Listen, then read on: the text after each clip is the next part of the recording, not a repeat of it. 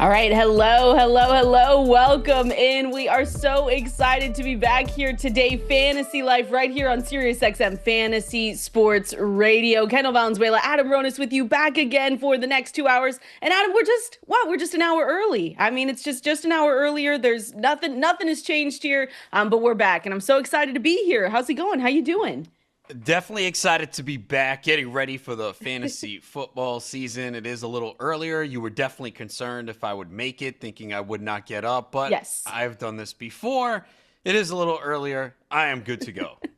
What, 10 a.m.? So now I can say good morning to you and it will actually be morning instead of 11 a.m.?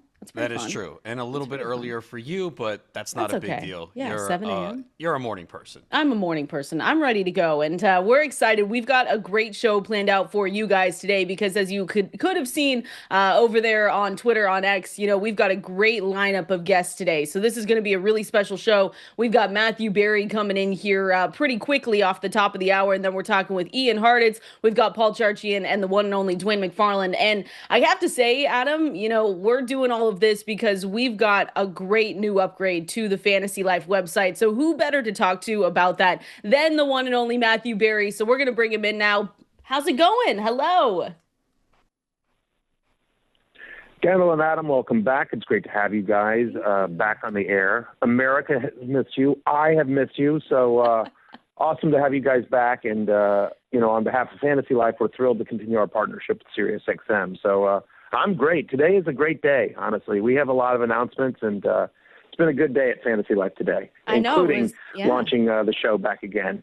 Yeah, I was going to say, Matthew, we're excited to be back here on Sirius XM for the next, a few months here. Again, this is our new time slot, just an hour earlier, but we've got great things going on at fantasylife.com. So Matthew, for people that may not know yet, just this morning, they're just waking up, they're just getting to work. I just kind of wanted to let you go through what we have done and how much hard work has been put into the last, year or so.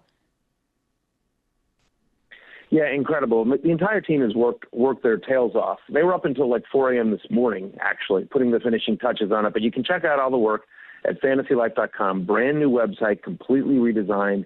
And we are announcing the launch of Fantasy HQ, which Kendall and Adam, I believe, will be a tool that redefines the industry, right? We really say, look, your league and your rules are unique. So your advice should be as well. And so this is a tool that is so customizable to exactly what you do, exactly the kind of rules you have, and what kind of drafting strategy, anything that is specific to you, you'd be able to customize. And wherever you play, that's the other thing too. So I would go check it out, fantasylife.com. You can sync your league. Do you play at CBS? Do you play at Yahoo? Do you play at Sleeper? It doesn't matter where you play. You can sync all your leagues. So you can see it all right there on the Fantasy HQ dashboard. It's presented by our friends at Mike's Hard Lemonade. Highly recommended to check this out. Again, it's free. Just go and it's free to sync your league. So go and check it out. It's we're really, really proud of it, and it's been a long time coming. And because we've made some pretty amazing upgrades to Fantasy Life that you guys all need to go and check out, we're going to do some giveaways today, Matthew. I hope Elliot told you about this, but if not, I'm going to let you know right now. We're giving away free subscriptions to Fantasy Life Plus Tier 1. And so each guest that comes on today has their own promo code, but you're not going to know what the promo code is until, everyone says it. So Matthew, you don't have to do it right now, but I'm just letting people know another reason to hang out with us for the next 2 hours today is we're giving away, I think it's 20 Fantasy Life Plus Tier 1, Tier 1 subscriptions. So you don't have to say it now, but I just wanted to let everyone know that that's what we're going to do today because Fantasy Life looks amazing as always, and the upgrades are incredibly cool. So as we continue on, Matthew, we did get some info from people. We wanted to hear Matthew Berry's mailbag. So we have some questions for you if you're ready to go. You ready for that? Yeah, do it. All right, here we go. There we go. So the first question is a good one, and it's easy because we haven't heard from you in a while. Matthew, since this is the first time we're hearing from you on Sirius XM, I want to roll it back a few months and hear who your favorite rookie is coming into the 2025 season. I saw Ashton Genty as your RB4, Tedero McMillan as your wide receiver 23, and you absolutely hate Tyler Shuck. So give me the inside scoop. Yeah, I mean, it depends on, how you want to define favorite rookie. Obviously, Ashton Genty's my highest rated guy. I think he's going to have just a monster year. I'll give you two. Other than, I think there's a lot of rookies that are interesting. I think Quinshon Judkins is really interesting in Cleveland. I think Cleveland's offense is going to be better than people think. I don't think it's going to be good, but I think it's going to be competent. And so I'm excited about the opportunity that Judkins is going to have there. You know what's weird, Kendall? So many people talk about, T-Mac in Carolina, and, there's sleeper wide receivers. You know what I feel like I don't hear anyone talking about, which is insane to me, is Travis Hunter. Mm. The Tampa Bay Buccaneers last year under Liam Cohen were wide receivers 2. They were number 2 in wide receiver fantasy points. And here comes Travis Hunter. Think about this. Liam Cohen, James Gladstone, the new general manager and head coach of the Jaguars. Like, what did they do? Their first big move, they pushed all their chips in. They move up to go grab Travis Hunter. And Cohen's been clear that, Hunter's going to be much more offense than defense. This is it's a team that's going to be throwing a ton. Brian Thomas Jr. is obviously going to demand a lot of defensive attention. When Mike Evans and Chris Godwin were healthy last year, both were top 12 fantasy wide receivers under Liam Cohen. And so I think this offense is going to be able to support 2 very fantasy relevant wide receivers. And I just think Travis Hunter is somebody that has to work for the Jaguars front office. Like, they're going to be like, look, if nothing else happens, Travis Hunter needs to work this year because we just pushed all of our chips and we made it that our big play. So I think Travis Hunter is really interesting. I like him a lot. And then I'll give you one more super deep cut. This guy isn't even being drafted. Like, when you look at sort of DraftKings best ball or underdog or anything like that, he's not even being drafted. But just a guy to keep on your radar that I kind of like. Kamen Onegay, running back out of Rutgers, the 7th round pick for Chicago. Everyone's like, and he didn't combine well. So everyone's just sort of dismissing him because of the late draft capital, not a big name, didn't have a great combine. But guy had over 1,200 yards in the Big Ten 2 straight years, doesn't fumble. He's just a tough, bruising runner when you watch the tape. He's just like, I feel like he's going to be the David Montgomery, or at least have the opportunity to be the David Montgomery and Ben Johnson's new Bears offense. You think about what's a path to playing time for him, and it's just like he's got DeAndre Swift and Roshan Johnson ahead of him. And, neither of whom are Ben Johnson guys. Swift has had trouble staying healthy over the course of his career. Johnson didn't do much last year. I don't know. That's just a guy that I think is free at the end of every draft that I really like, and I have him in every one of my dynasty teams. Ooh, all right. That's a good one. And I wanted to, just going back, Matthew, because I did want to ask you about, Jacksonville and you saying that, hey, you really like Travis Hunter. Do you think more people are a little bit colder on this team just because of Trevor Lawrence, and they look at him and say, well, the fantasy points per game by year hasn't been good. He hasn't really lived up to his expectations. I think on Fantasy Life, again, fantasylife.com, we've got all of our rankings out for not only the season, but for week 1, but he's QB 18. So maybe that's the reason that people are looking at Travis Hunter and saying, I don't necessarily want to tie myself to that team just yet. No, I get that. Listen, I get the concern, but I think that's part of the reason why Liam Cohen was brought in. Is like, hey, we need you to fix Trevor Lawrence. Trevor Lawrence he's had some health issues and he's had some awful coaching. It's been up and down in Jacksonville and inconsistent, and he hasn't had a great offensive line. I mean, there's just a lot of different things there, but there's a good quarterback still in there somewhere. And remember, a lot of the stuff that's being said about Trevor Lawrence right now is the stuff that was being said about Baker Mayfield when he first showed up in Tampa Bay. I mean, that's when the year he was starting in Tampa Bay, Baker Mayfield was his first year. I think he was being ranked like 24th, 22s, outside the top 20 easily, and against the consensus. And all he's done the last 2 years is completely ball out. And so, I do think the Jaguars are going to be a pass-first, fantasy-friendly offense, partially because of their play caller, partially because I think their defense is going to be bad. And I look at their weapons. I think that I talked to one scout who told me that if Travis Hunter only played offense, if he knew he was only going to play offense and he didn't mess with defense, that Travis Hunter would have come into the NFL as a Randy Moss-type prospect, like that level of elite. So, again, I mean, it all has to play out, but we all like Brian Thomas. We all think there's potential there with Hunter. I do kind of like Brenton Strange as a tight end sleeper as well. It's not like Lawrence has been a bust. He just hasn't lived up to number 1 overall best quarterback prospect since Andrew Luck level of expectations. But, he's had moments where he's been very good. And so can he put it all together with the weapons, with a new offensive-minded coach? I think so. I think the Jaguars are going to have a lot of fantasy sleepers this year because no one likes that team. No one, other than Brian Thomas, everyone's just sort of like, you know what I mean? I like Bashal Tootin, speaking of another rookie. Like I do. I really – anyway, it's weird, but as I go through my rankings and my projections and I sort of see where I stand by consensus, it's like, holy crap, apparently I like the Jaguars a lot more than everyone else does from a fantasy perspective. Yeah. We have a question about the Scott Fish Bowl. There are major incentives for volume, 2.5 PPR, 3.5 points for tight ends, 0.5 point per carry. What do you think about a potential zero quarterback strategy for the draft? Here's the thing about Scott Fish Bowl, and just for people that may not know, Scott Fish Bowl is an industry-wide tournament run by my friend Scott Fish. I think over 4,000 people are playing in it. The whole idea is to raise money for fantasycares.org. And it's wacky rules.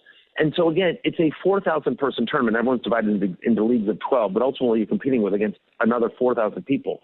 So, Adam, the answer is that anytime you can have a unique build, anytime you can try to stand out from the crowd, you have to do it. And the fact in this year that you don't actually have to play any quarterbacks, I think it's pretty interesting. I personally would not probably do that. In terms of, we've done projections on and fantasylife.com. By the way, you can go and it's completely free. There's also a Scott Fish Bowl tool that you can see. You can sort of see ADP as well. 100% free. Just fantasylife.com. Click on fantasy under tools. You'll see it, Scott Fish Bowl tool. But if you look at our rankings and our projections, we have some specifically for Scott Fish Bowl, and just look at the way our projections have run, and they're done by the great Dwain McFarland, who I know is joining the show later. We have 3 quarterbacks in the top 15 in terms of most Scott Fish Bowl points scored. So, could you do it without a quarterback? Of course you could, but would I? Probably not. Matthew, I'm trying it. My draft is already done, so I was going to hope you were saying yes, let's go zero QB and hope it works out. But I'm doing it for the content, Matthew, for Fantasy Life. It's research. That's how I'm doing it. Well, listen, we appreciate this, Kendall. And listen, you're a hell of a player. And so, but again, it's a 4,000 person tournament drafted in the middle of July before training camps have even started, with really wacky rules. Mm-hmm. So there's no such thing as a bad draft in Scott Fish Bowl. It's all for fun and for charity. And again, you're competing against so you have to do something different. So good for you, Kendall. Let's get weird. Let's get weird. We're trying it over here. And again, I know that a lot of Scott Fish Bowl, the slow drafts start today. So again, if you're listening and you're in Scott Fish, and you just want any of the projections that Matthew Berry just said or anything like that, go to fantasylife.com. We've got those all up for you. So you can check out some of those cheat sheets. The last question here, Matthew, and then we'll get your promo code for people to run to fantasylife.com and get some free subscriptions to Fantasy Life Plus Tier 1. Gotta ask you, and this is a question written in. I'm trying out a Guillotine League for the first time this season. I've seen you all say that playing for a high floor in the draft is fun, but here's my thought. If all you have to do is not be last, why not take more stabs at the players with super high upside while their value is dropping due to my league mates drafting high floor players? Again, this is on Guillotine Leagues. Yeah, so for people that are not familiar with Guillotine Leagues, and you can go to guillotineleagues.com to play for free. It's an awesome format.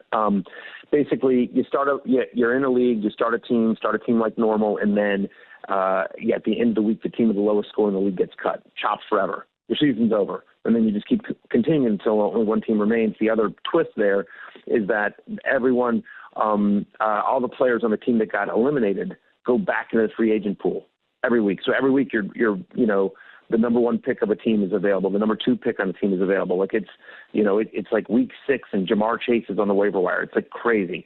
So it's a really fun format. Highly recommend trying it if you never have. And you're right. You want high floor because the point is that as we all know in fantasy football, there are ebbs and flows, and all you need is one bad week and boom, your season's over. So I don't mind high upside guys as long as there's a floor there. You know what I mean? That's the issue. You want players that have more consistent, predictable production than guys that 1 week they'll have 25 points, the next week they'll have 4. Yep. Like, because then what happens is if the week that the guy has 4 points is a week that you already have 2 players on bye, somebody with an injury, and somebody leaves the game early, and just next thing you know, you're sitting there going, if Josh Jacobs doesn't score a touchdown on Monday night, I'm screwed. I'm dead. And so it's just so I don't mind it, but it's just you just don't want players that are really volatile because, again, what you're trying to do is just every week not finish last. And again, Guillotine Leagues is something that everyone should go and check out because we've done some great things, some great upgrades there as well. So again, guillotineleagues.com. We're going to be talking with Paul Charchian here in a few minutes as well. So Matthew, thank you for joining us here today. I'm curious, do you know your promo code for free tier 2 subscriptions by chance? If not, I have it. Yeah, sure. No. Believe me, I know it. It's Jaden for life. Because, listen, I'm a Commanders fan. I finally have a quarterback. Faith in 5, baby. So Jaden for life with the number 4. Jayden 4, the number 4, LIFE. All capitals. Everyone run to fantasylife.com right now. Use that promo code. And the first 5 people to get there and use it, get it for free. So we appreciate everyone listening and all the support and the love that we've gotten on social media today. So thanks so much to everyone. I'm excited to have you guys back. Yeah, we're excited to be back, Matthew. Thank you so much for hanging out with us here. And again, like you just said, promo code because we love Jaden Daniels here, and we know Matthew does as well. Jaden for life, Jayden, the number 4, LIFE.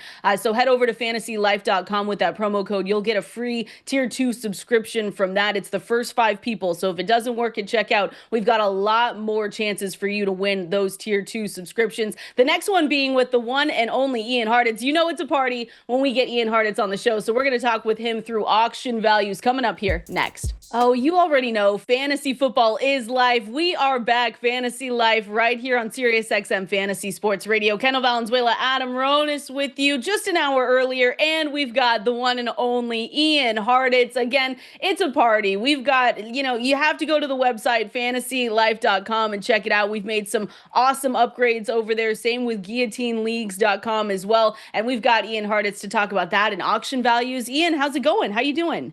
Great day to be great, K-Dog. Happy, reunion on Sirius. I know you guys could be grinding out this. I'll be on the Fantasy Life show with you plenty as well. So, yeah, I'm pumped. Finally, and I feel like once July hits, post July 4th, it's draft season, right? Come on now. Agree. But you've been doing how many drafts on Underdog? Realistically, it's always draft season for you, Ian. You're like up there with Pete. Like you and Pete on Underdog is just like you're already good to go. I've only got 120, 130 done at this point. So rookie numbers for some. We'll see what goes on. I know Adam's in those streets too. Adam's like, that's all you have? I've got, way more than that. But no, I love it, Ian. We appreciate you so much for coming on and jumping on as well. Again, if anyone doesn't know listening today, fantasylife.com, that's where we're always going to point you in the direction of. But, we've made some awesome upgrades to Fantasy Life that you want to go and check out. And because of that, we're doing giveaways all day today. We've got tier 2 subscriptions for free, 100% free with a promo code though, Ian. So we're going to let you decide when you want to give your promo code out. I'm going to let people know if you're listening to this for Ian's code, it's hard to spell. So make sure you have Google out. I had to Google it a couple of times, but Ian, before we get to your promo code and everything else, you have team previews at fantasylife.com that everyone needs to go and check out. All those teams are over there for you to know what Ian thinks of their 2025 potential. But we're talking more about auction values here today because at fantasylife.com, if you are going into an auction draft, we've got all of the rankings there for you. So we wanted to kind of give you some opportunity, $200 to start. All right. That's the salary cap league. How much would you spend on these players? And I kind of want to start with Nico Collins for you. How much would you spend on a league with $200 salary cap for Nico Collins? I'd be willing to push into the low 40s here. So look, generally when I'm in an auction draft, which by the way, one of the most fun fantasy drafts you can do, if you think the pain of getting sniped, behind a monitor is hurtful, Kendall, like try actually being in real life, bidding up someone for a player that you don't even want, and then all of a sudden you get stuck with them anyway. That would not be the case though with Nico Collins. So again, if I am in an auction draft, trying to use just kind of a baseline value, which again, we do have at fantasylife.com, getting to around that $40 mark for pretty much any of the top wide receivers. going to be about as high as I want to go. But I do firmly consider Nico to be one of the very best wide receivers in the NFL. The overall wide receiver 1 yards per route run these past 2 years, top 8 marks and fantasy points per game, targets per route run as well. I kid you not, guys, and I'm not trying to be, this offseason, oh my gosh, we're going to comp every single player to, a past Hall of Famer. Nico Collins looks like Julio Jones out there, all right? There's only so many humans that are 6'4", 215 and can run by a defense. Luckily, the Houston Texans have one of them. So right now in our ranks, he's my wide receiver 4, only behind Jamar Chase, Justin Jefferson, and CeeDee Lamb. Kendall over on underdog, actually, we're talking auction, but also just based on how much I've drafted him. He's my second most drafted wide receiver this entire offseason, which is very hard to do when you have to get him at the very end of round 1 or early parts of round 2. So again, Nico Collins, someone where if I am going to pay up in auction formats, yes, it will be for him. Are you high on CJ Stroud too? Or are you thinking we're going to get him right in the middle of, the season we got 2 years ago from what we got last season? Or do you think he's going to be a bit better? Because of how much I've drafted Nico and because of how cheap Stroud is, he's actually my most drafted quarterback this offseason. Oh, nice. Actually, top 2, it's CJ Stroud and Justin Fields. I am a Columbus, Ohio native. I swear that wasn't on purpose, but I noticed it last night. Nice. How about Ashton Jeanty? A lot of hype on him. We're seeing him go in the first round of most drafts. How much are you willing to pay for him in an auction? I think that low $30 mark is about the right price for him. It just kind of depends on how high you want to actually get him relative to those other running backs. I can hear the case for him to be honestly as high as RB3. Obviously drafted him in the top 6 for a reason. This guy is going to touch the ball seemingly every other play. But once we kind of start to look past that, it's like, all right, well, we also have Jahmyr Gibbs, Christian McCaffrey, Devon Achane, Derrick Henry. I'm not a professional scout, but I happen to think they're pretty good at football as well. And I just like all of those offenses better than the Raiders. So it's been one of these things where after the draft, I was willing to move up Jeanty as high as RB3. Now I have been, a little bit more reluctant there, more so my RB7, RB8. But again, it's just a situation where any running back that we can confidently project for 300 plus touches, really tough to be too low on the guy. And to Jeanty's credit, certainly one of the better, prospects we've seen, specifically Dwain McFarland's, critically acclaimed rookie supermodel out here. Only guys ranked higher in recent years, Saquon Barkley, Leonard Fournette, and Christian McCaffrey himself. So again, with Jeanty, it's just one of these things where, and we do this every year, guys, talking through all these players in the first round. It's like, oh man, I'm somewhat out on Ashton Jeanty because he's my 7th ranked running back instead of my 4th ranked running back. But, those are the tough decisions you got to make at the top of a draft. What do you think about the team overall? Because I know you always, stand up for Geno Smith as much as I've tried to over the past couple of seasons. But what's your gauge on the team overall with now Geno Smith over there? You've got Pete Carroll, but Geno, for what it's worth, he's coming off what PFF's, I think it was the 31st ranked offensive line in Seattle. So that didn't help him much. But where do you see them in 2025? Like, are they going to play above expectations? Kind of what, maybe middle ground? What are you thinking for them overall? Like a year away from maybe being a year away, it's just that AFC West is going to be so tough, just an absolutely loaded division where Geno, unfortunately, you could argue is going to be the worst QB in that division, even though he still very well could be a top 12 quarterback in real life. So it really is just a complete buzzsaw with what they got going on there. You're right though, Kendall. I actually went back and was watching all of Jackson Smith and Jigba's, just every single one of his catches, a couple weeks ago. And yes, JSN is the man. He's very good at football in his own right. But the amount of times my takeaway was just like, good God, what another throw by Geno Smith out here. That dude really is great. So again, more so issues I would say with the defense. Obviously, Max Crosby is a complete dog, but I don't know if they're going to be able to get too many stops outside of him out there. So Raiders situation where I don't think their win total is higher than 7.5, 8.5 anyway. Maybe they can just clip past that, but in terms of being a real contender, I kind of doubt it. All right, that's fine. At least we're just still going to say that Geno Smith can be good. That's all we need here, Ian. That's all we need. All right, talking with the one and only Ian Harditz right here, going through auction values. And again, if you've got one of those coming up, we've got all of the rankings that you need at fantasylife.com. So make sure you go and check that out. We've talked a little bit about Ashton Jeanty. We've talked Nico Collins. Davante Adams, Ian, was probably one of my favorite just offseason moves for a player for fantasy football. How much would you pay for Davante Adams this season, and what's your expectations for him going forward?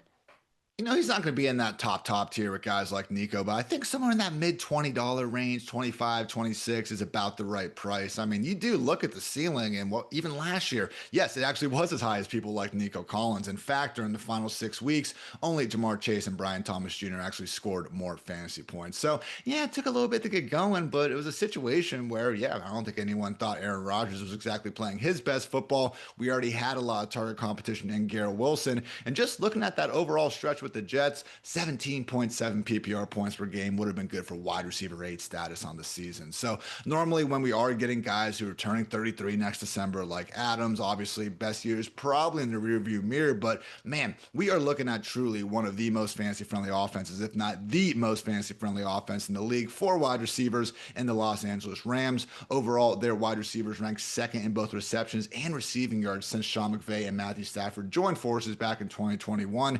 And look, Puka Nacua, absolute dog. We get it. He's going to be probably still the number one in Los Angeles, not taking anything away from him.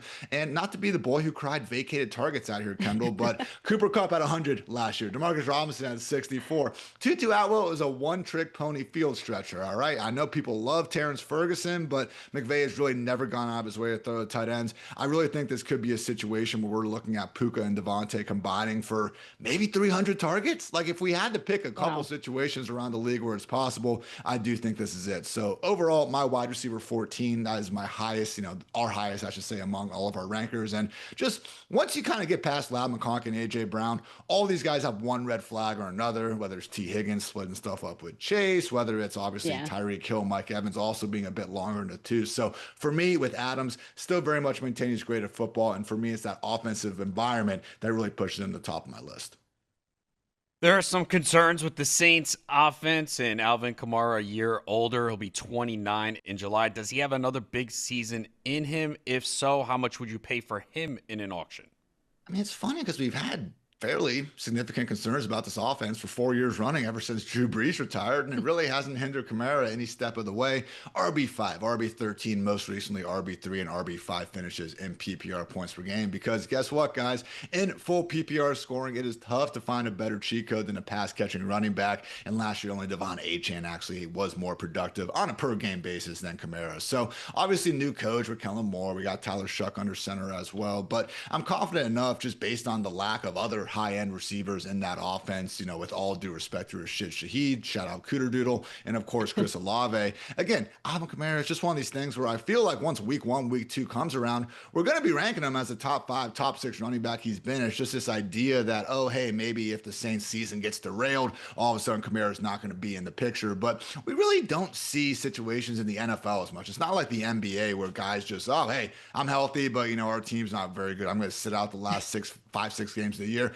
I think you could make an argument that what if the Saints are so bad, they actually trade Alvin Kamara to a team, worth a shoot at the deadline. Could you guys imagine where we'd be ranking Alvin Kamara if he was on the Broncos or the Bears right now? Ooh. So again, he's on the Saints, so we have to go ahead and treat him as that. But man, just one of these things where I feel like everyone's shying away from the guy purely because of how bad this offense could be, but they haven't really been good the past few years anyway. Hasn't stopped Kamara from balling out. So low 20s for me, $22, $23. But man, when you start looking at some of the running back versus wide receiver auction prices, I really like the value with, again, maybe not completely, going nuts for guys like Bijan Robinson, because being able to get the Kamaras, Chuba Hubbards, James Connors, Kenneth Walkers of the world in that, $20, $25 price range, I really think you can build up a lot of depth and a deep roster that way. Do you feel the same about Chris Olave, Ian? Because Chris Olave feels like the guy this season where I'm going to have to talk myself into drafting him. And anytime that he's come across, me potentially drafting him and clicking draft on Underdog, I've almost skipped him, I think, more times than not. The concussions are scary, but it's this weird phenomenon where we're getting an injury discount on him, even though he's not actively injured right now. You know what I'm saying? It's like Brandon Ayuk and Stephon Diggs. Yeah, they are coming back from horrific knee injuries, but with Olave, man, it is a situation where we're hoping he's not going to get hit too more often. Hopefully, Derek Carr's absence, happy retirement is going to help him in that goal. So look, just with Olave, I mean, obviously former 11th overall pick, he's cleared 1,000 yards in his only 2 full seasons. Every single thing that we use to basically, try to to quantify how good wide receivers are, yards per route run, targets per route run, ESPN's open score for separation. Everything tells us this dude is at minimum a top 15 wide receiver in the league. So when we're able to draft that sort of talent as a wide receiver 35 for a price tag in auctions that's going to be under $20, I am buying into that, Kendall. So again, it's a situation where the offense isn't ideal, but just in terms of raw target projections, when you start getting that low in drafts, we're talking about guys like Chris Olave, Jerry Jeudy, Jacoby Myers, Michael Pittman. I'd even throw Cedric Tillman in there. Just guys where, again, when you're getting that many targets, going to have a better chance of making the most out of a bad situation. Awesome. Well, Ian, thank you so much for stopping by. We need to know, though, we need to know your promo code because, again, if you're listening right now, the first 5 people that go to fantasylife.com, which is going to it has a new look. We've upgraded a lot of things over there. So you all want to head over there. But the first 5 people get free tier 2 Fantasy Life Plus subscription. So what is your promo code, Ian Hartitz? If there's 2 things I love in this life, it is football and it is my wiener dogs, Lily and Deborah. She goes by Bruh. Shout out to them. So yes, my code, everyone, is Dachshund. A little bit tricky. This is why I usually just say wiener dog, but hey, Dachshund, DACHSHUND. Check it out, fantasylife.com. Get that free subscription. We got ranks. We got, articles, a bunch of cool tools as well. So appreciate you guys and check it out. Code Dachshund, fantasylife.com. Awesome. There he goes. Ian Hartitz again. The first 5 people, when you go to checkout, use that promo code. You get a free Fantasy Life Plus tier 2 subscription. So make sure you head over there and check everything out. Like we've said, we've got all new upgrades there, and we are highlighting the whole website throughout the show today. Coming up, we're going to the ADP boardroom, Adam. We got to talk through some players if we think they're a little bit too discounted. If we're going to reach for them, we're going to go through that coming up here next.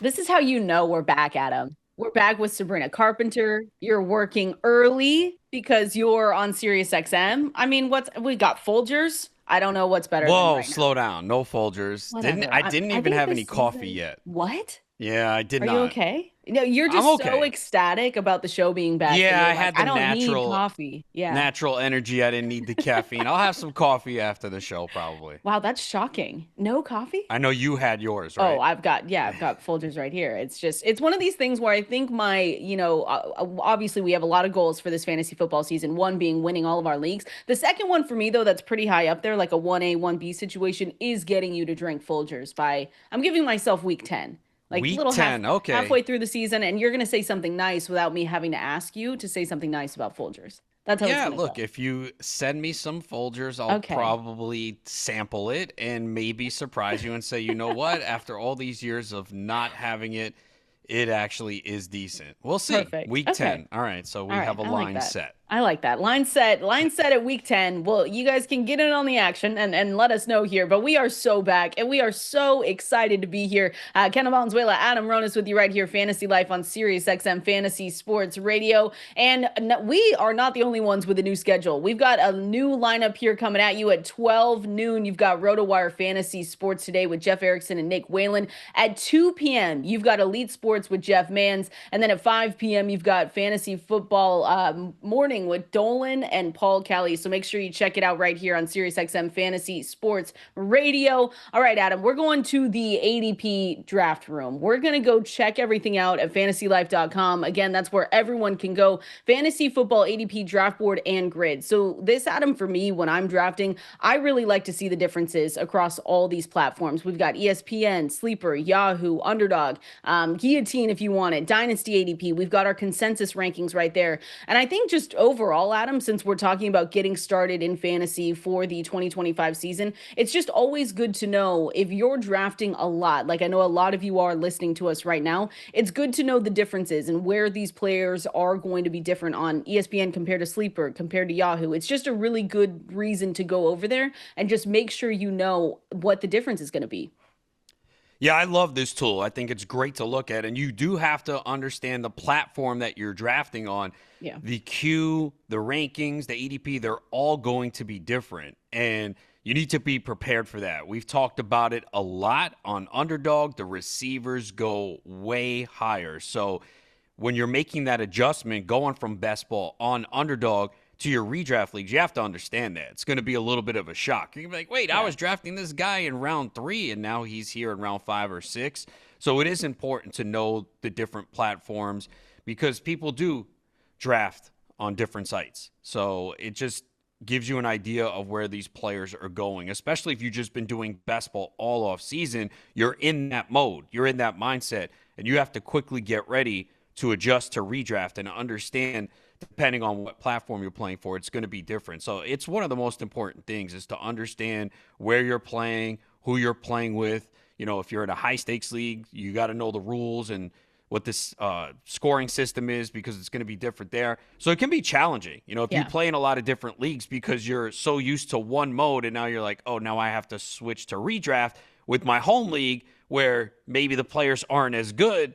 And I think that's the biggest challenge for someone who plays in so many leagues, because you want to draft this player at this round, but understand that you might be able to wait a round or two.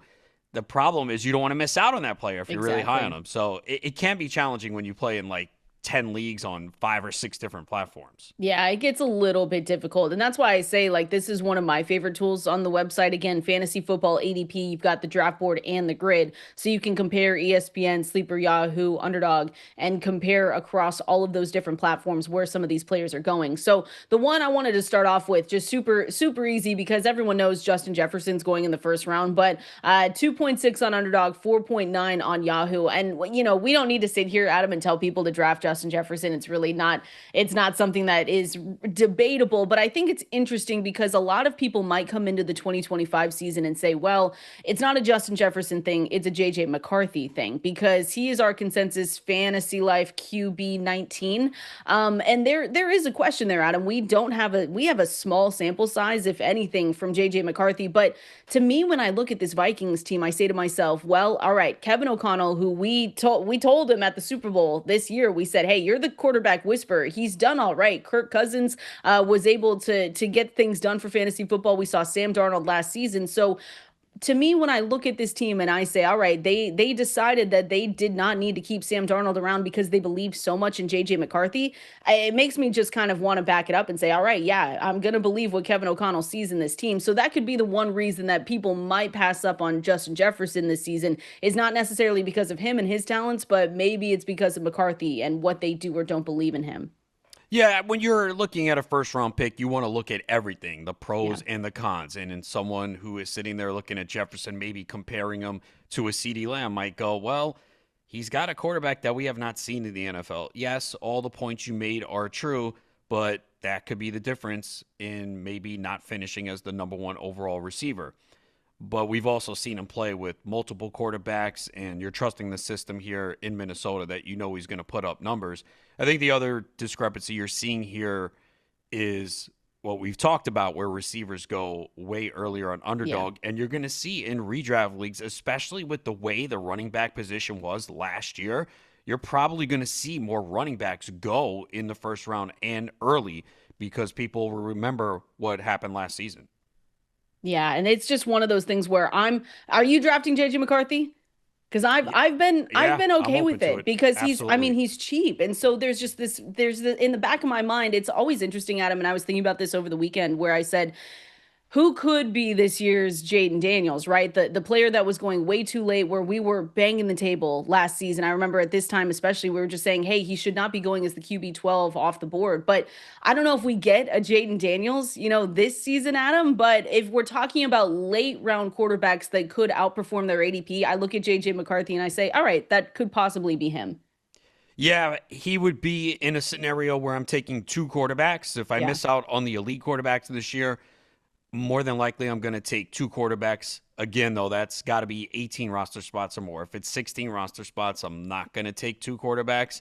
But there could be a scenario where if you're going to draft McCarthy, I think you want to have another quarterback. And what you do is you hope that one of them works out, becomes your every week starter, and maybe you wind up cutting the other one, again, depending on the roster spots. If it's a league with 18 roster spots or more, and I play in a lot of leagues with 20 roster spots, I don't mind having 2 quarterbacks at all, because you have the bench space to do it. And the challenge is early in the year trying to figure out, okay, which guy do I start? You might make the wrong decision the first few weeks, but what the goal is one of those quarterbacks that you're drafting emerges as your every week QB1. And last year, Daniels was more in the 9 to 12 range. You were probably drafting him in the hopes that it worked out as well as it did. So you might not have had a second quarterback. But I think I'm definitely open to taking McCarthy, and I do think he could emerge as a every week starter. When you've got Justin Jefferson, Jordan Addison, and then a healthier TJ Hawkinson on your team, and then you have Kevin O'Connell, like there's just too many outs for him to have a good season. So I'm with you there. Again, not saying that he is Jaden Daniels or the next Jaden Daniels, but just one of those late round quarterbacks where it is interesting. Then we really are starting to target him going into these drafts. I've got two more names for you, and one that I know that I don't think you're going to draft at all this season, and one that I think you are. So I'm going to give you those names with the ADP draft room coming up next. I want everyone to know that Adam requested this song. He said, we're back. Come on. You love this song. I know the song, but I didn't know the song. I didn't know the artist before. Gracie if you would have said pick Gracie, what's Gracie Adams, right? No, Abrams. Abrams. See, there you go. I wouldn't have been able to pick her out of a lineup. It's on his Spotify Wrapped every single year. Yeah. He loves Gracie Abrams. It's fine. He won't tell us right now, but we know that that's what's going on. All right, Kendall, Valenzuela, Adam Ronis with you right here, Fantasy Life on Sirius XM Fantasy Sports Radio, talking through the ADP boardroom, using the ADP tool to go through the differences on platforms. And again, you guys can all find that at fantasylife.com. The new and improved, the upgraded fantasylife.com's got a sleek new look to it. So make sure you go and check it out, because so many people put so much time and energy into it. And it is just an amazing, amazing product, like Matthew Berry was saying before. And again, we're giving away tier 2 subscriptions today, 100% free, when we have these promo codes with our guest. Dwain McFarland's going to be up here next. So make sure you stick around, because he's got his promo code. But if you miss out on those, you can always use our code for you guys. SXM20 gets you 20% off any Fantasy Life Plus subscription. So make sure you use that SXM20. It's going to really help you dominate your leagues for 2025 and beyond. But the one player I wanted to ask you about here, especially Adam, just talking about the differences in price depending on where you're looking, Garrett Wilson. 28.1 on Underdog, which again, we know those wide receivers get pushed up a lot. 52.3 on ESPN. Again, this could be another conversation where we know that Garrett Wilson is a talented individual, but it could be people looking at Justin Fields and saying, there is no way I want a part of that offense with Justin Fields back there. I'm curious where you're at with Garrett Wilson, though, right now. Yeah, I'm open to drafting him. I think that is the big concern. People look at Justin Fields and they're like, he's not going to be able to do enough to get Garrett Wilson the numbers we need. But we did see DJ Moore have a big season with him. And most of the targets you figure have to go to Wilson. The prop number is 925.5 receiving yards for Wilson. Ooh. The touchdowns, though, is only 4.5. That sounds so low, right? But anytime it seems like it's too easy, it's not. Because you would say, 4.5. Like, Wilson had 7 touchdowns last year, but we did see in the other 2 years he had 3 and 4. Getting 1,000 yards should not be a problem if he stays healthy. So I think that's the big thing, is when you look at him, comparing him to the other receivers in that range, what are you going to get for the touchdowns? I think the receptions will be there. The yards will be solid. He's had 3 straight years of 1,000 yards. Yeah. So it comes down to the touchdowns. And Vegas has given us a 4.5 as the over-under. So I think that's the big concern. But yeah, I would take Wilson. I mean, on ESPN at 52.3, I mean, that's obviously way more appealing. And Underdog, you're paying the tax for receivers. They just get way pushed up. So, third round price. And I'm sure probably that's where he's going to go to in the high stakes leagues, where it is a little bit more receiver heavy too. A lot of those leagues start 3 wide receivers and a flex. So, but yeah, I'm open to taking Garrett Wilson, because Fields has shown he got the ball to DJ Moore in Chicago. Absolutely. Yeah. And I'm with you there. I agree. I'm okay. I'm open to drafting Garrett Wilson this season, and knowing that maybe it's not as good with Justin Fields. But like you said, Wilson, I mean, he's one of just 8 wide receivers that we have projected at fantasylife.com to clear 140 targets this season. So he's right up there with Chase, Lamb, Jefferson, Brian Thomas Jr., Amon-Ra St. Brown, Puka. Then he comes in, and then Malik Neighbors. I will say, though, unfortunately or fortunately, but Dwain McFarland has his projections out, and you can check him out at fantasylife.com. He's pretty in line with the line that you just said. 921.5 receiving yards and 5 receiving touchdowns. Yeah, that would be disappointing. That's tough. Yeah, and you would be really upset if you drafted Wilson at that 28, and those are the numbers you got, because again, he's been able to get the 1,000 yards 3 straight years. I know that puts him closer to I'm at 164 fantasy points total. So yeah, closer to over there. But I'm trying to believe and I'm trying to be optimistic more with Justin Fields. Like I know that he is not the best passer in the league, but I'm still drafting a lot of Justin Fields this season, Adam. I've been okay with Yeah, it. if you wait on quarterback, Yeah. he certainly is in that conversation, averaging 50 yards rushing per game in his career. So you know you're going to get that high floor. Yeah, exactly. So again, that ADP tool is live at fantasylife.com. Already said the projections are live as well, but that's who we're talking with next. We've got the one and only Dwain McFarland going through those floor ceiling projections, fantasylife.com. Use that code SXM20 for 20% off. We're talking with Dwain next. No one gets a summer break, especially Dwain McFarland, who has been crunching the numbers. Dwain, you've been doing it all off season, getting ready for this new look upgraded website. It looks amazing. Fantasylife.com to go and check it out. And we get to talk with you about it right now. How you doing? How's it going? I'm doing excellent. Good. We've got the new site up and running, all sorts of cool things going on. I've been very impressed with all the work that the team has done, all the testing that we've been doing, Kendall, trying to make sure things are ready. So, having fun. Like you said, just crunching the numbers Crunching the numbers. one way or another, whether that's QAing the site or whether that's writing an article or, just doing some good old fashion research or maybe you're drafting Scott Fishbowl today. You got to crunch some numbers, Kendall. You do. And you've got cheat sheets for everyone drafting at Scott Fishbowl today. I know Adam just logged in. He's ready to go. Yeah, I don't know. You should have shared that on air, but yes, I did send out a cheat sheet to everyone that works for Fantasy Life. Oh my gosh. I will say though, again, your rankings and everything though at fantasylife.com. That's where everyone can find them. And we're talking through some floor ceiling projections though, Dwain, which again, fantasylife.com, that's where everyone can go to check it out. But we want to, of course, you're talking with me, so we have to talk quarterbacks, right? Can we start with the quarterbacks, please? I think it'll be okay. I just assumed we would start with the quarterbacks, probably handle quarterbacks in the middle of the conversation, and also end with quarterbacks. Perfect. Since I'm hanging out with you.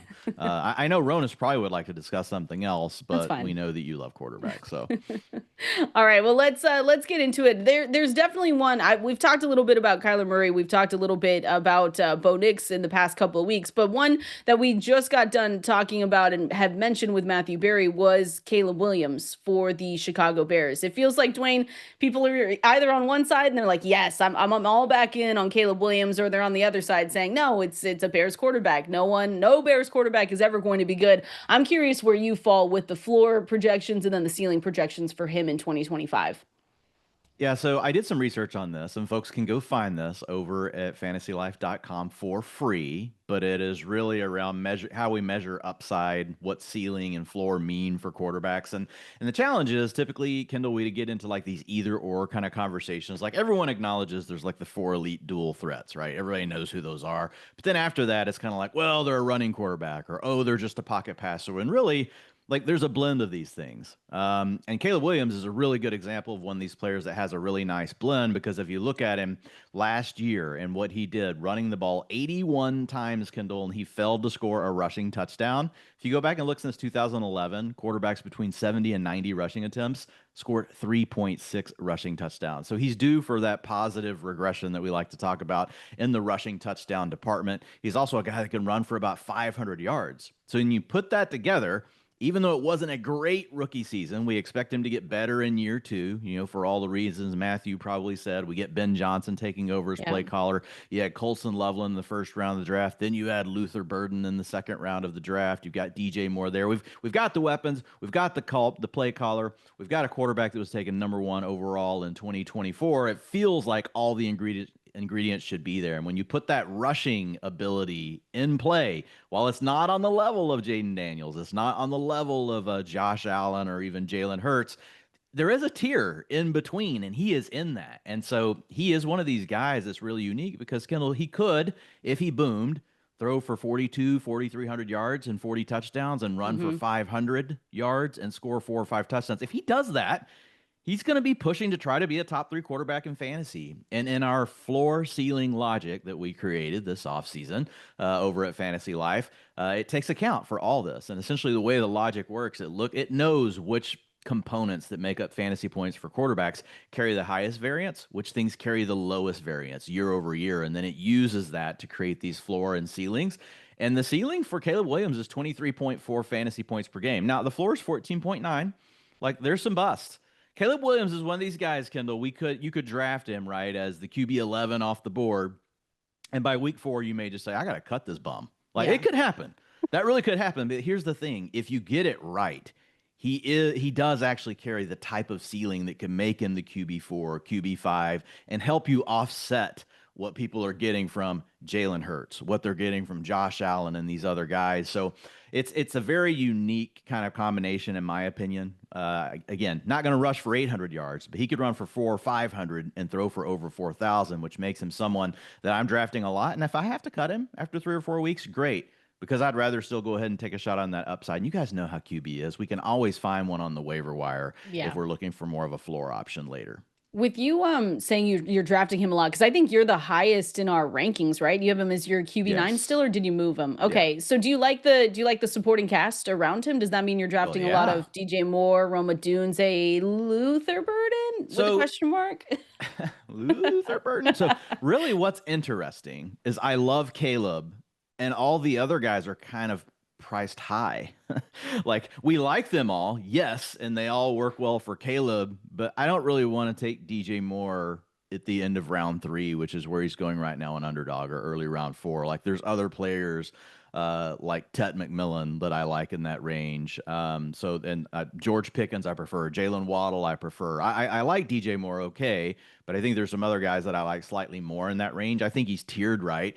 But then if you look at moving down the draft board, you're not necessarily getting either of the rookies Luther Burden's falling now. So he's the guy that I've been drafting the most. Colson Loveland, he goes tight end 13 or 14, which I think is fine, because like once you get past like the names that we know are good, and then you get to the range of the names of the guys we're like, I kind of know, well, Hunter Henry, like, and I don't want to knock on Hunter Henry. I've had some positive things to say, but Loveland, if you get it right, offers you more upside than Hunter Henry. Right. If the Bears suddenly just say, Loveland, you're playing 80% of the snaps, and we see that in week 1, that's going to be really great. So yes, I like the playmakers, but there's definitely question marks. I mean, 2 of them are rookies. We don't know what they're going to do. DJ Moore's really been a wide receiver too, had 1 wide receiver spike season. Like Ronis said, it was so funny as it happened to come the year he was with Justin Fields, who's not a good passer. So it's funny how these things work. So yeah, I really do like Caleb Williams though, Kendall, one of my most drafted quarterbacks. Speaking of Fields, like, we've already seen him have top 10 QB seasons, yet he's still kind of going around QB 12. We know the limitations as a passer. What about him with his floor and ceiling? Yeah, I mean, the big thing for him, as you said it, I mean, is what he does as a runner. Like, he's in the category when he's really on his game of Lamar Jackson. I mean, we're talking about in 2022, if you look at the guys that have ran for 55 yards or more per game since 2011, Justin Fields had 76 in 2022, Lamar Jackson was 67 in 2020, and Lamar Jackson with 80 yards per game in 2019. So Fields is one of these special talents when it comes to the ability to run. Now, he doesn't get as much of the work around the goal line as, say, like a Josh Allen or a Jalen Hurts, but he's kind of a tweener, really, to me, Ronas. He's not, I think he's a little thicker than what we get with Lamar Jackson or Jaden Daniels. So I think he has the ability to still a few more touchdowns. The problem is he's very capped as a passer, right? So you're still getting upside. 23.7 points is the ceiling. So it's right around where Caleb Williams is, but more of his upside comes through a crazy rushing season, like what we talked about. Could he have a year where he suddenly runs for 75 yards per game and scores 8 rushing touchdowns and throws for 200 yards per game? His career average in games where he's played at least 90% of the snaps is 180, which is terrible. Like, it's just awful. There's nothing. So I don't think at this point we can just expect him to suddenly be better. But he could throw for 200, right? He could have that kind of a spike year, and maybe if he throws a few extra touchdowns, I think it's going to be really hard for Justin Fields to not finish as a top 12 quarterback.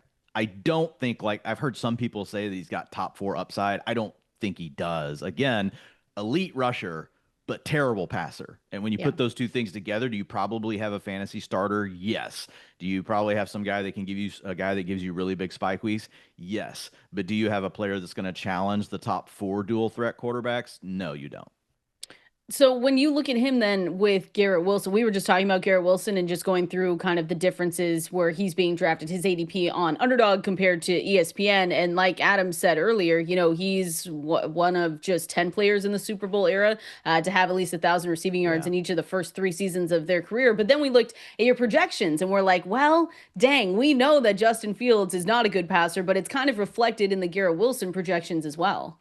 Yeah, I mean, you could get lucky like DJ Moore did, but DJ Moore did some crazy efficiency stuff that year with Justin Fields. He also just absolutely torched the Commanders.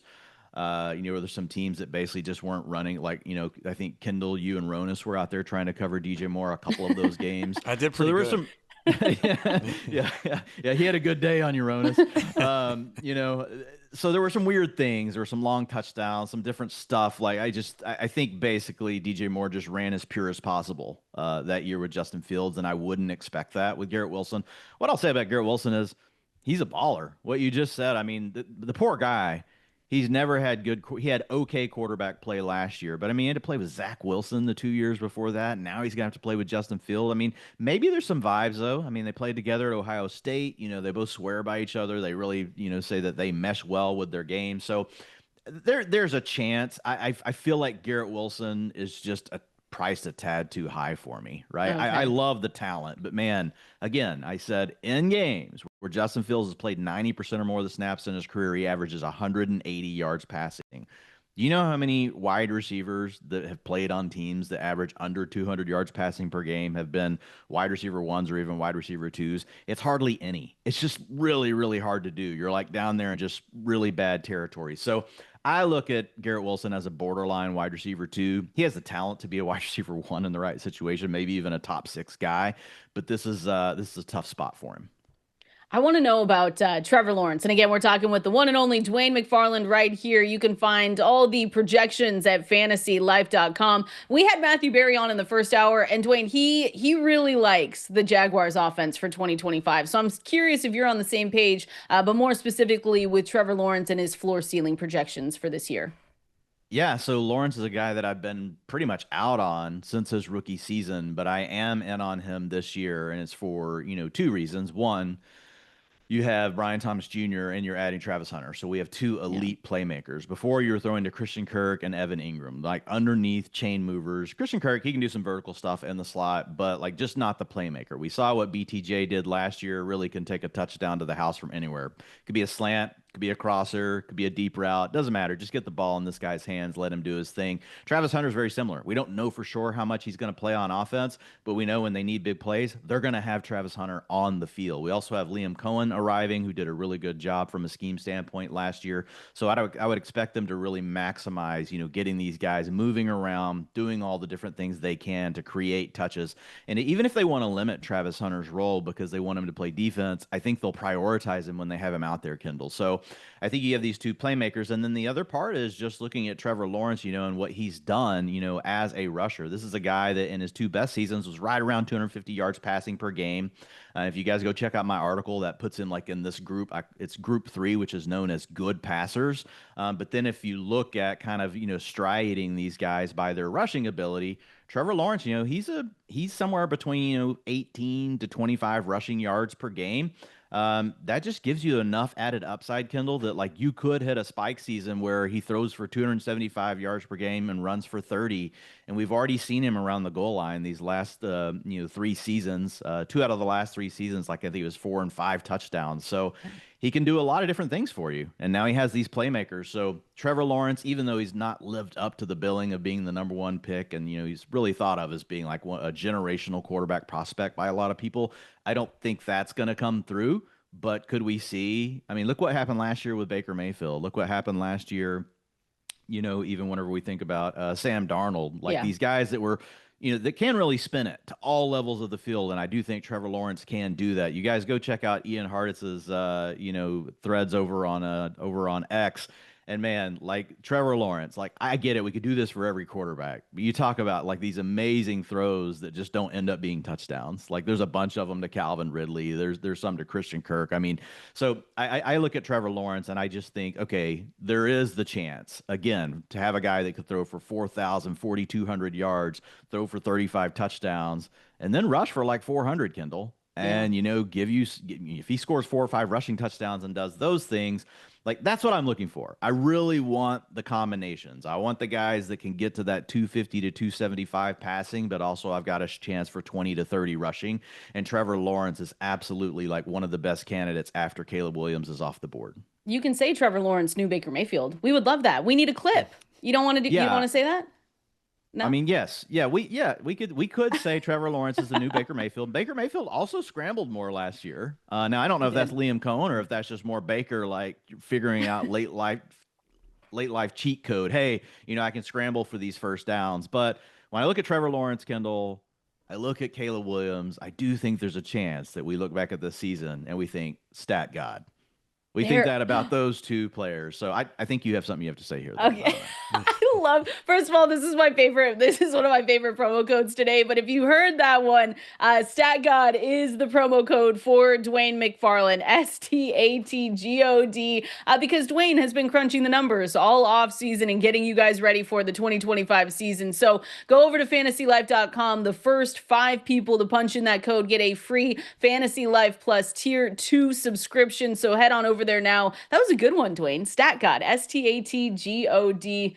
That was the best. I'll be honest. That we could have almost for you. forgot about it. And I'm saying, no, it's fine. I need to work Stat God. You know who's potentially not a Stat God. Oh, and this is going to surprise a lot of people, and they're going to hate it. And if you're a Lions fan, like you're probably going to send me hate mail. But it's Jared Goff. And I'm not saying you guys can't draft Jared Goff. Like, he's fine. If you're looking for medium projection, like he's going to project higher than some of these other players we've just talked about. But he's a pure pocket passer, and he ran very pure last year in his touchdowns per attempt, yards per attempt, doing a lot of these things that historically, Kendall, even if you're in a really good offense like what they have, let's say Ben Johnson has no impact, right? We're more Jimmys and Joes over the X's and O's. We know the Lions have the playmakers. They have the horses to keep things going here. Here's the real challenge, though. If you go back and look at these passers that fall in the range of where we are, and I'm going to call him a great passer, right? Which is group 2 in my article. It's hard to find elite passers this day, in this day and age, Kendall, because we've had so many good ones leave and the way defenses play. But in this group, so Ronis, I'm going to ask you a trivia question. Okay, 275 to 299 yards per game, going back to 2011, quarterbacks that averaged in that range, but averaged 0 to 9 rushing yards per game. There were 33 instances of a player doing that. How many of them put up a top 3 quarterback season in fantasy? 1. You're a cheater. Nice, Adam. No, I'm not. No. I don't know who it was, though. Who was it? The stat god. The stat god is Ronis. Stat god's got it. Yeah, who was it? I don't even know. I don't have it written down. I guess it's not important. No. It's probably Peyton Manning or Drew Brees. It's one of those guys. It's one of those guys. So that's the deal with Goff, right? 0 to 9 rush. You average like 4 to 5 rushing yards. So you're super dependent on that touchdown spike, which he's coming off of. Now, I have Goff ranked at like QB 15, and I think that's very fair, but and it depends on the site. You guys were doing a great job on the segment before talking about ADP. Again, fantasylife.com, guys, you can check out the ADP tool. You can see where all these players are going, depending on where you're drafting. But there are multiple sites that have Jared Goff going off the board as QB 8 or 9. Yes. Guys, don't do that. You can't be doing that.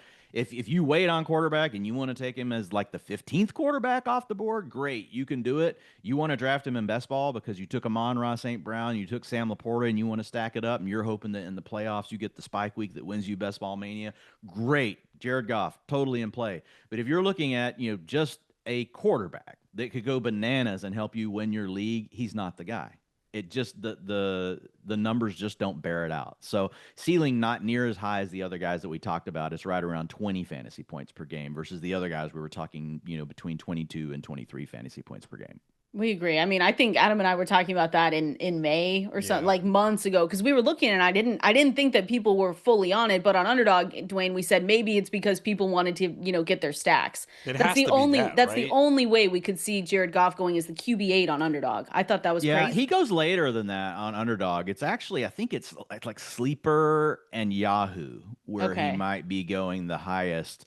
A lot of the way ESPN works is driven by Mike Clay's projections, the original like ADPs that come out, and like Mike obviously knows his stuff. He knows about touchdown regression and all these things. So Goff is pushed down over there. I think he's also lower on Baker Mayfield, like what we have over at the on Fantasy Life. You guys want to go check out the projections and the rankings. But yeah, it's there are a couple of sites though where he's going like 8 or 9, and you just that's just way too high. Awesome. Well, Dwayne, we appreciate you coming on here and telling us your floor ceiling projections, which everyone can go and check out at fantasylife.com. And what was that code, Dwayne? What was your code? Stat God. STATGOD. I love it. So run on over to fantasylife.com. First 5 people that use that code get a free Fantasy Life Plus Tier 2 subscription. Dwayne, we'll get to talk to you here hopefully sooner rather than later. Appreciate you. I'll hang out with you guys as much as you let me. There we go. There we go. All right. Appreciate you. FantasyLife.com. The party's not over, though. We get to talk with Paul Charchian, going through Guillotine Leagues and bringing back one of our favorite games from last season. We're going to do that here coming up next. We've got Paul Charchian, who, I don't know, Paul, I think you were, I couldn't tell this to everyone, but we got so many messages about you coming on the show. People love talking Guillotine Leagues, and now you're back and ready to go. How's it going? Well, I'm excited for a new season of Guillotine Leagues and me being with you guys every Tuesday, right? Nice. We are Tuesdays. We try to guess who the most chopped players are going to be. One of you, I think, clearly outperformed the other, but I'll let you know, in my mind. I'm not going to say who's who here. Me, for sure. Definitely not. You were so bad at the game. What are you talking about, Adam? Yes, you were. Yes, you were. No, anyway, sorry, Charch. Go ahead. Yeah. So we'll be talking regularly every week during the season, and hopefully several times between now and the start of the season. Yes, we will. And Guillotine Leagues, it's got a new look. Everything looks amazing. So people should be going to check it out at guillotineleagues.com. But before we get into our game, Paul, because we do get you for 2 segments. And again, if you're listening, Paul does have a promo code. It is not Stat God like Dwain McFarland, but eventually he is going he's going to say his promo code, and you guys are going to go to fantasylife.com. The first 5 people will get a free Fantasy Life Plus Tier 2 subscription when you enter this promo code, but we don't know when, we don't know where, we don't know what it is until Paul tells us. But Paul, before we get into the game, I want to make sure that people know just straight up what Guillotine Leagues are and how they can get started. So what makes Guillotine Leagues different from, let's say, traditional redraft and every, Underdog, all these other platforms that we play on? Guillotine Leagues is the freshest, funnest new way to play. It's so much fun, especially for people who have been playing for a long time and you want to try something really different. The way it works is, ideally you start with 18 teams, or at least up to 18 teams, because there's 18 weeks in the season. And then every week, the lowest scoring team from that week gets chopped out of the league for good, and their players go to the waiver wire, where the rest of us are bidding on potentially great players. And so an entire roster of players hits the waiver wire. And now, if the 49ers have a bad week 1, here comes Christian McCaffrey on the waiver wire, and you need to figure out, oh my God, I've got $1,000 of fab money to spend. Am I going to drop it now here for Christian McCaffrey? How much? Am I going to make my move, or am I going to hold it for next week, knowing that, next week it might be, Puka Nacua or whoever that might be on the waiver wire. And so it's this balancing act of trying to never finish last and then figure out how and when to assemble your superstar roster of players. All you have to do is not be last. Even Adam and Kendall, you can finish not last. Thank you. I can for sure. I don't know about Adam, but that's fine. Yeah, okay. Well, so it's a unique format, and I think there's definitely an adjustment period for someone who is coming in for the first time. What do you think is one of the biggest mistakes people make their first time in a Guillotine League? Yeah, the biggie is this. We've all been attuned from years of playing in our 10 and 12 team standard season-long leagues that you need to have the tip of the spear best team. You need to have that 1 out of 12 team. And that means you need to hit upside players. You need players with upside and it hits. And that's really the opposite of what we're trying to do in Guillotine Leagues when we're trying every week to just not finish last. When in week 1, when you finish 17th out of 18th, that's the same as finishing first out of 18th. And so we're not looking for upside. We are looking for consistent week in and week out performers who aren't going to give you spike games and dud games. Spike games and dud games. That formula can work in a standard league, in a guillotine league. That's going to get you chopped.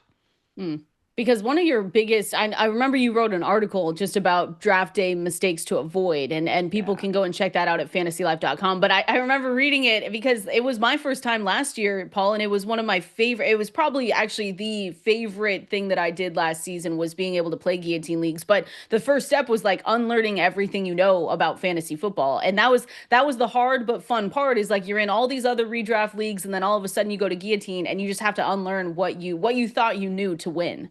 Yeah, and there's a couple other things that you have to do differently.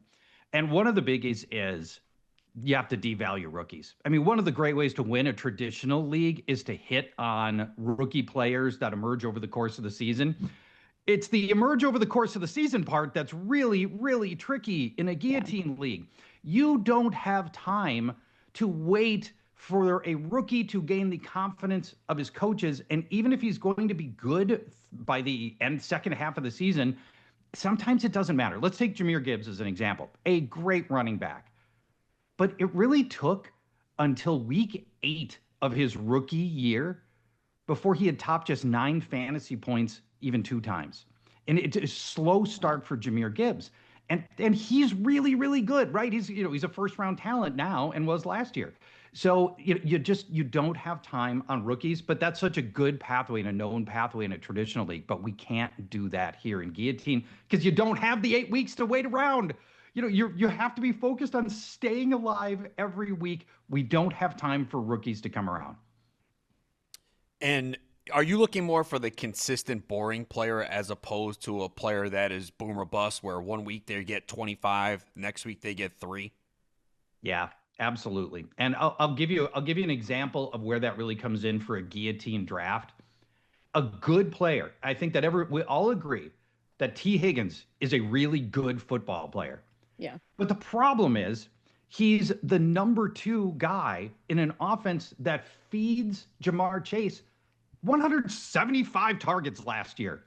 And so even though T. Higgins, going off the board right now, by the way, wide receiver 13 in traditional leagues, in the last 2 years, he's played 24 games. In 12 of those games, he's finished as wide receiver 33 or worse, and it's almost entirely because of volume. T. Higgins sometimes just doesn't get the ball because there's not enough ball to go around in that offense. And so that's a big part of T. Higgins, and as a perfect example of a very good player in a good offense that would be good somewhere else and probably guillotine good, but T. Higgins is a real danger in the guillotine format because of those dud games. Again, talking with Paul Charchian, going through Guillotine Leagues. If you haven't played, if you're interested in learning more, definitely go. FantasyLife.com is where the articles are that we're talking about. GuillotineLeagues.com to go and sign up with the all-new look. But, Paul, I'm excited because now we get to play our game. With Family Feud style, we're going to go through the most chopped players from all of last season. I'm obviously going to beat Adam because that's what I did every week last year. Anyway, we're going to do that here coming up next.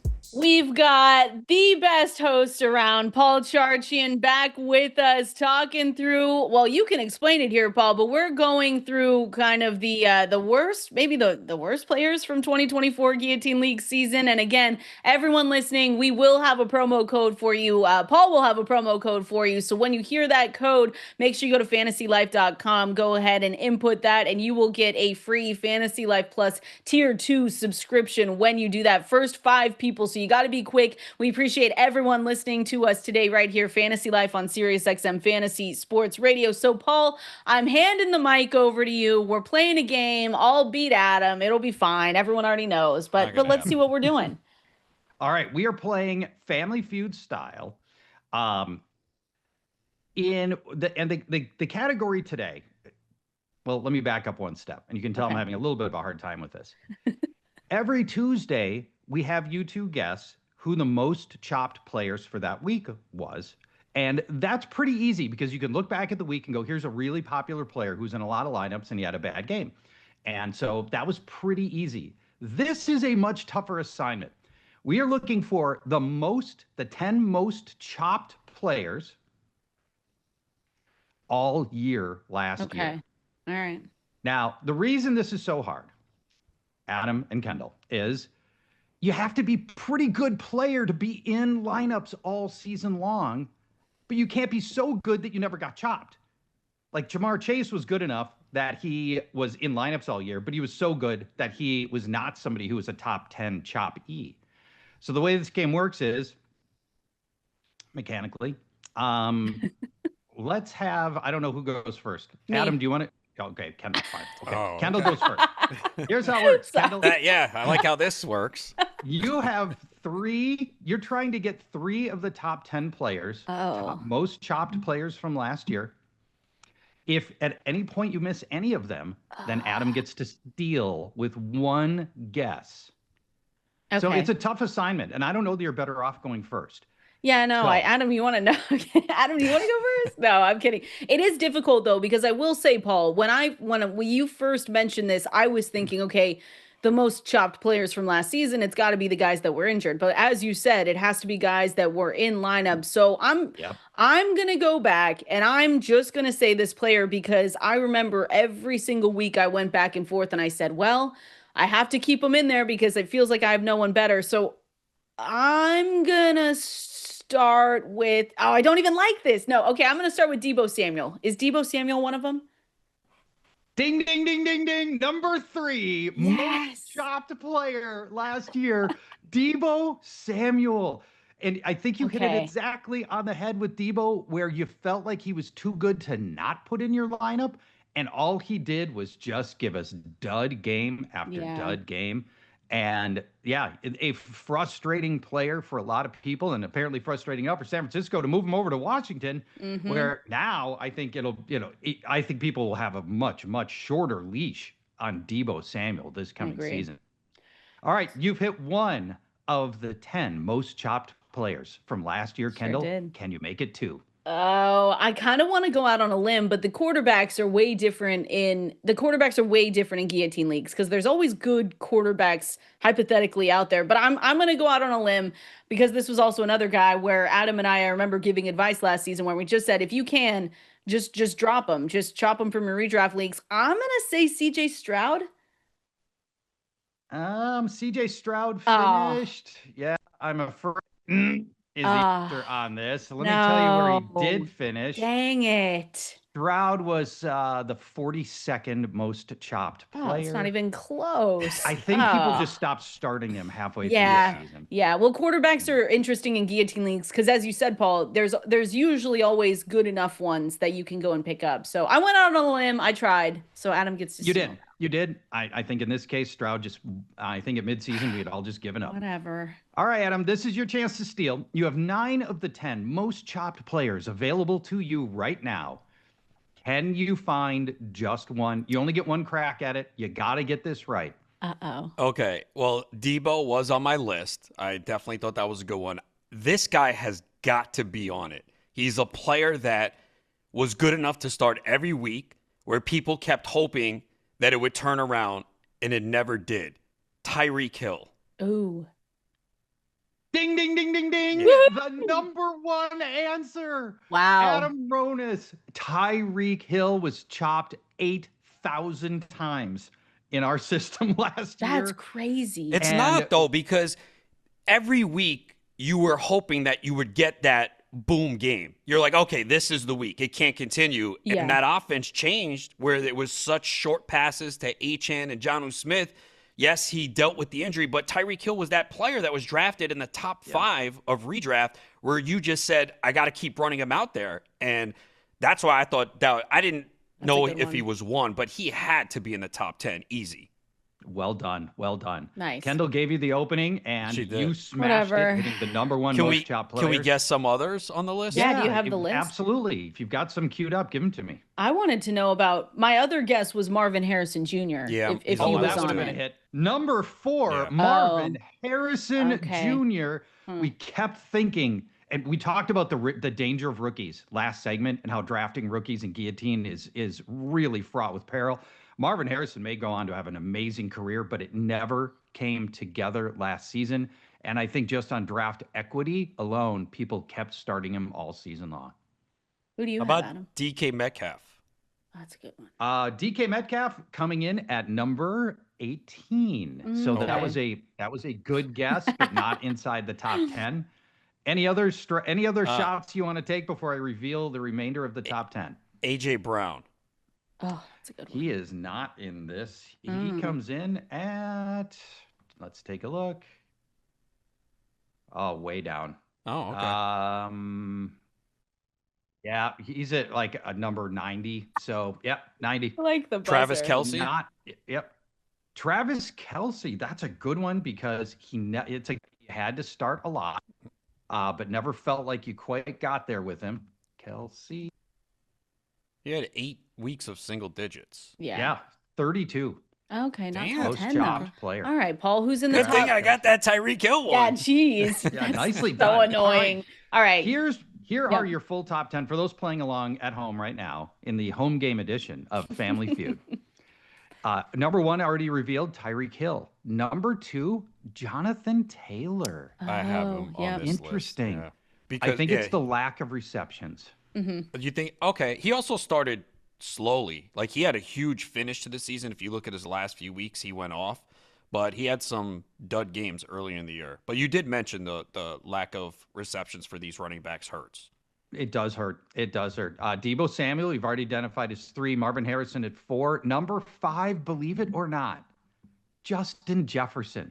Oh, really? He managed to post some dud games in week 10 and week 12 and got chopped over 1,000 times in our system with those weeks.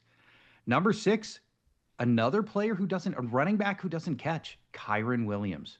Wow. The 6th most chopped player. You know, those PPR points just gives you a ceiling that makes it easier to avoid getting chopped. Kyren doesn't catch much. Drake London coming in at number 7.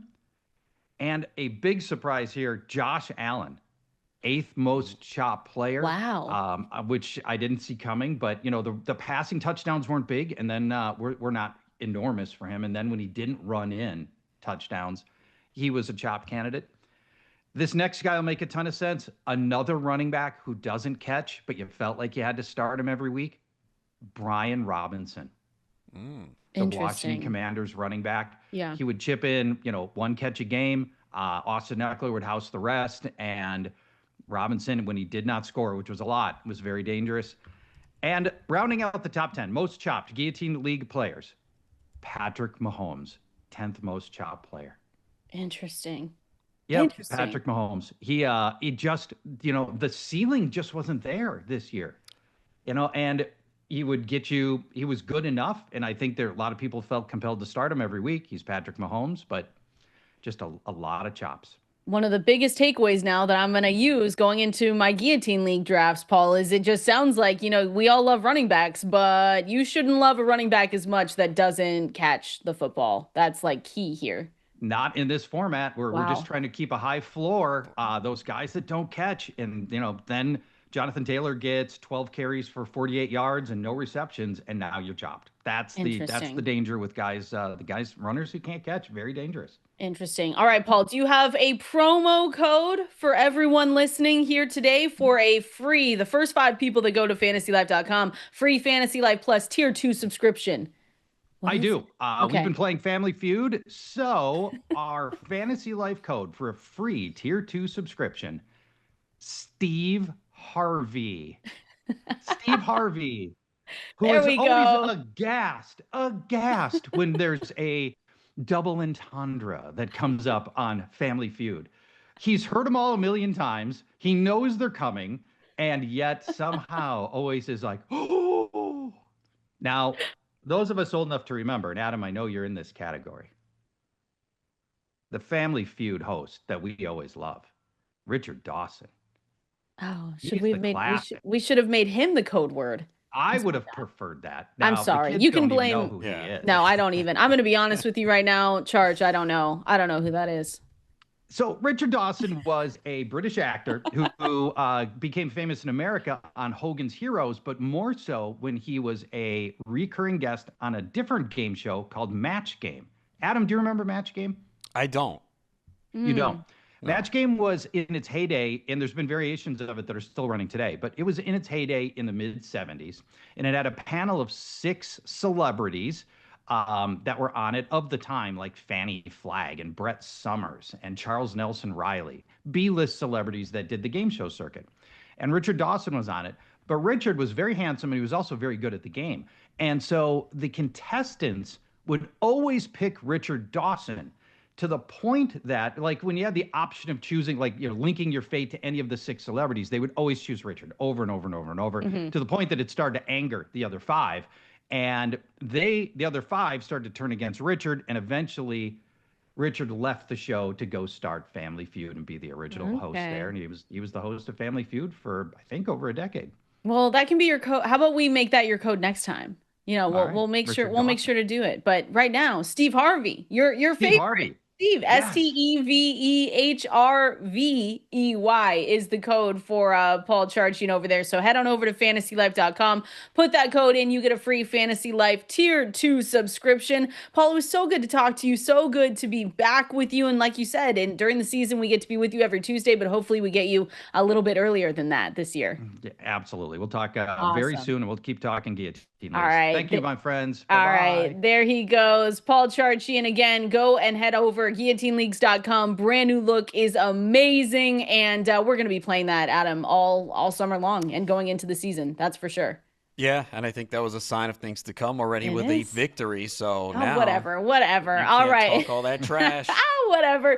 We've got one more code for you here. We're going to wrap things up. We're doing that all coming up next.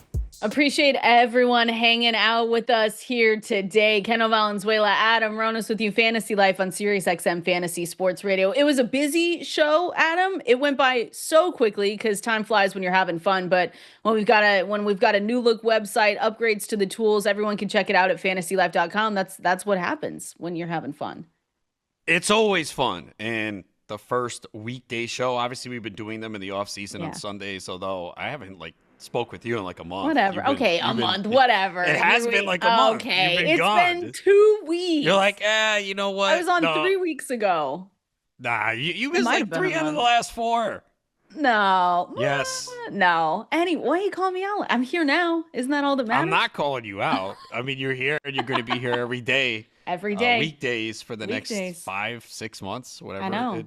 We got to start. We'll start taking callers too, because we've got a lot to get through here. That's what I'm so excited about though. We're back on Monday through Friday, just like we said, a new time, just an hour earlier, 10 a.m. Eastern to noon. But it's gonna be a good season. I'm excited. This week we're gonna focus especially on making sure that we talk. I want to talk through rookies with you. I feel like when we talked about the draft just a couple of months ago, there were some good landing spots, but it feels like, Adam, it's not as good as in years past. I was looking through them just the other day too, and going through my rankings, all of our rankings at fantasylife.com. You guys can go and check out, but it was like, okay, I like some of these guys, but there are hurdles for a lot of them to get through and just big question marks. So that's the one thing I'm excited to talk with you about this week is just rookies, our favorite landing spots, and even some of the free agency moves that happened as well.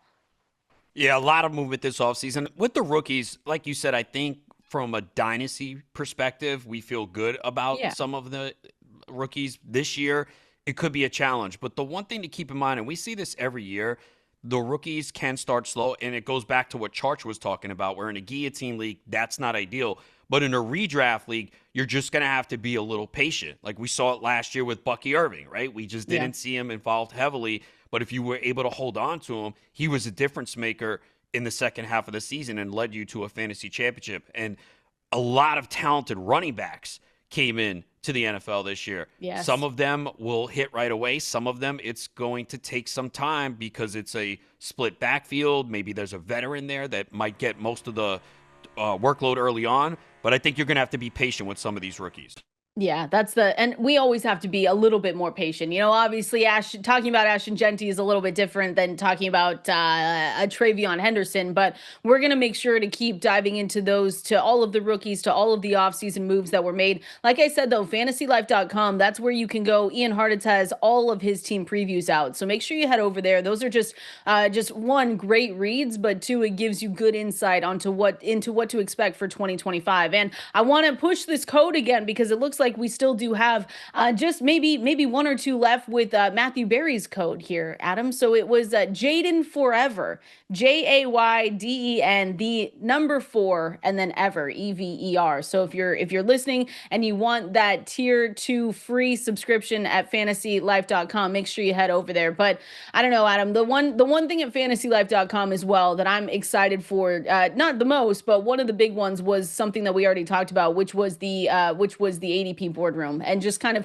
going on there, especially if you're drafting a lot right now and you're going through different platforms. We talked through Garrett Wilson already. We talked through, of course, Justin Jefferson. Ashton Jeanty's an interesting one too, because he goes pick 10 on ESPN, 17 on Sleeper. But there are some good names over there. I'm drafting Ashton Jeanty.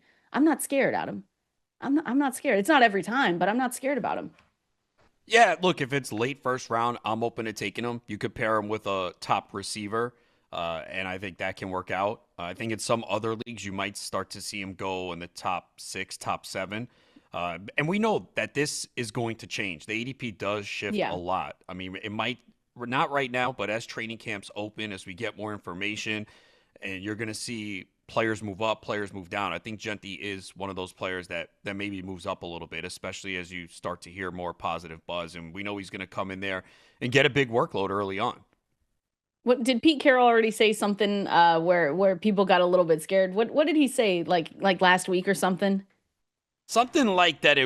They were gonna involve Mostert too. Oh, right? Good, yeah. Perfect. That's you want to hear that if you like Jeanty, because you don't go out and spend that early of a pick on a running back and have him split. It just doesn't happen. No, you're right. But Raheem Mostert, what are we doing? Adam, stop. We can't do this. Not all season, right? It just cannot be like that. But as always, fantasylife.com, it looks amazing. We've got new upgraded tools for you. So we're going to keep telling you this all season long, but make sure you go over to fantasylife.com and check it out. You've got RotoWire Fantasy Sports today with Jeff Erickson and Nick Whalen coming up right after us. And if you didn't get a code, SXM20 gets you 20% off any subscription. We'll see you same time here tomorrow.